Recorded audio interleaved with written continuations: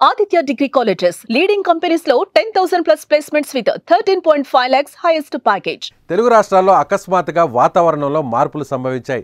ఈశాన్య బంగాళాఖాతంలో ఏర్పడిన ద్రోణి వల్ల నైరుతి రుతుపవనాలు విస్తరించి రానున్న 3 రోజులతో పాటు ఏపీ, తెలంగాణలో భారీ నుంచి అతి భారీ వర్షాలు కురిసే అవకాశం ఉందని వాతావరణ శాఖ వెల్లడించింది.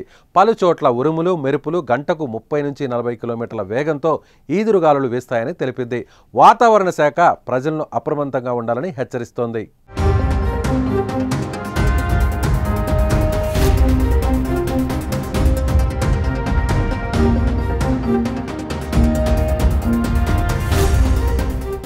ఏపీలో రానున్న రోజుల్లో తేలికపాటి నుంచి మోస్తరు వర్షాలు పడనున్నాయని వాతావరణ శాఖ చెబుతోంది.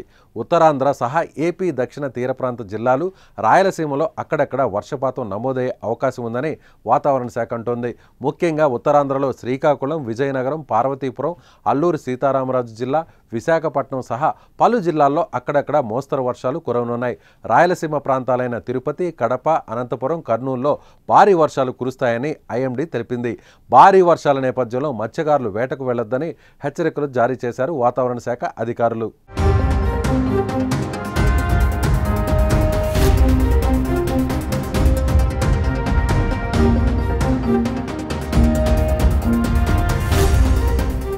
హైదరాబాద్ వాతావరణ కేంద్రం తెలంగాణకు రెయిన్ అలర్ట్ జారీ చేసింది. రానున్న 3 రోజుల్లో భారీ వర్షాలు కురుస్తాయని, పలు జిల్లాల్లో ఉరుములు, మెరుపులతో కూడిన వర్షాలు పడొచ్చని హెచ్చరించింది. గంటకు 30 నుంచి 40 కిలోమీటర్ల వేగంతో ఈదురుగాలులు వీచే అవకాశం ఉందని అన్నారు. కొన్ని ప్రాంతాల్లో ఈదురుగాలులు వీచే అవకాశం ఉందని, పశ్చిమ వాయువ్య దిశలో ఉపరితల గాలులు వీస్తాయని హైదరాబాద్ వాతావరణ కేంద్రం అంచనా వేసింది.